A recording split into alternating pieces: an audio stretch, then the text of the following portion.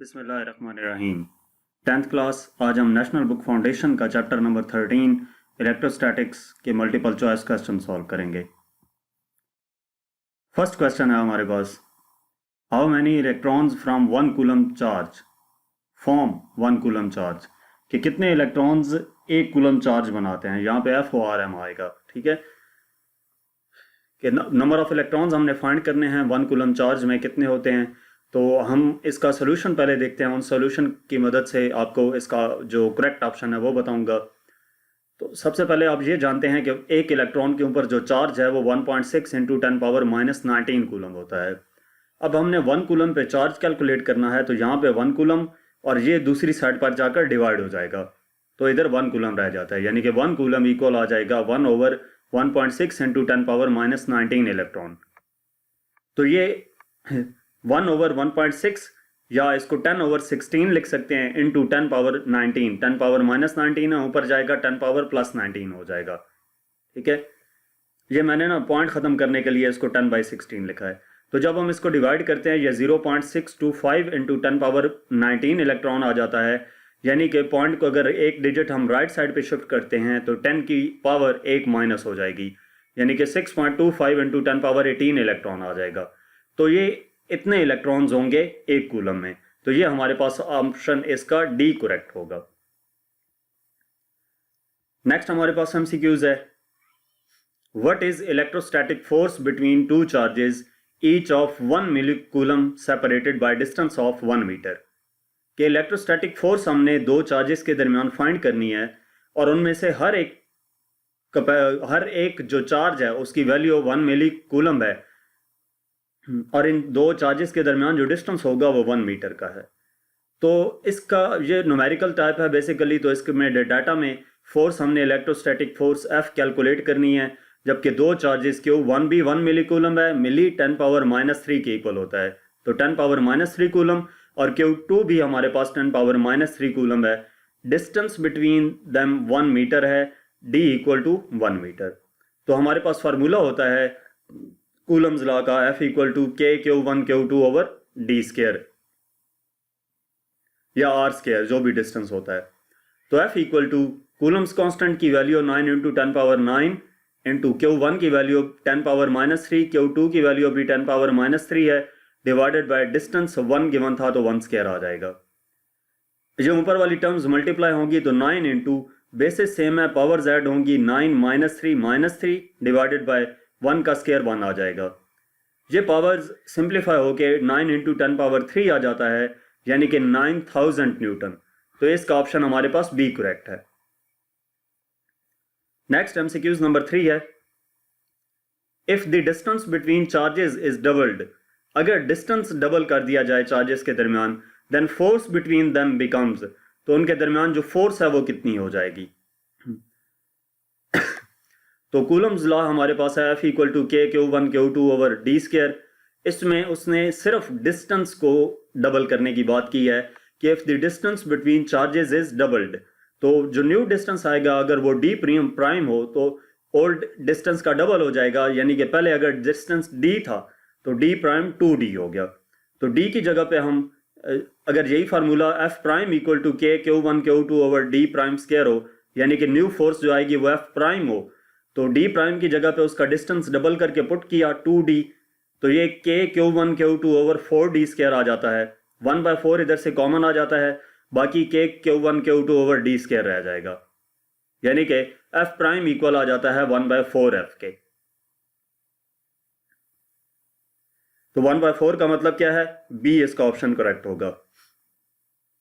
Next MCQs number 4 है, if a charge of 2 coulomb experiences force of 10 Newton in the electric field of 5 coulomb charge, electric field intensity at that point is, कि 2 coulomb charge है एक charge पे, उसकी value 2 coulomb given है और उसके ऊपर जो फोर्स इंप्लीमेंट हो रही है वो 10 न्यूटन की है।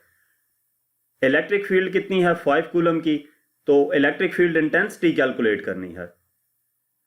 तो हमारे पास चार्ज जो गिवन है Q 2 कूलम गिवन है, फोर्स F 10 न्यूटन इंप्लीमेंट हो रही है, इलेक्ट्रिक फील्ड 5 कूलम की चार्ज की है, ठीक है।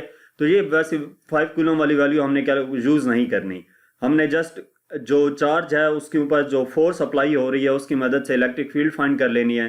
F equal to Q, E के फार्मूले से E equal to F over Q, यानी कि E इक्वल टू 10/2, तो ये 5 न्यूटन पर कूलम आ जाता है। ए ऑप्शन इसका करेक्ट होगा।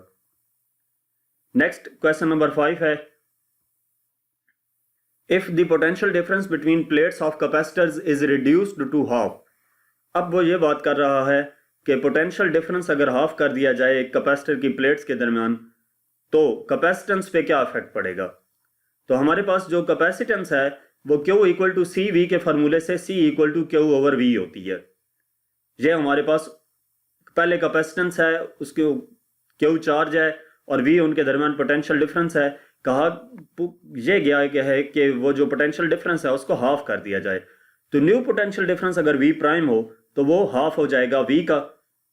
तो हमने न्यू कैपेसिटेंस फाइंड करनी होगी, यानी कि C prime equal to Q over V prime.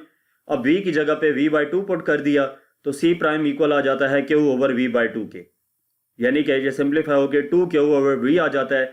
2 into Q over V, Q over V हमारे पास इक्वल था C के, तो C प्राइम इक्वल आ गया 2C के।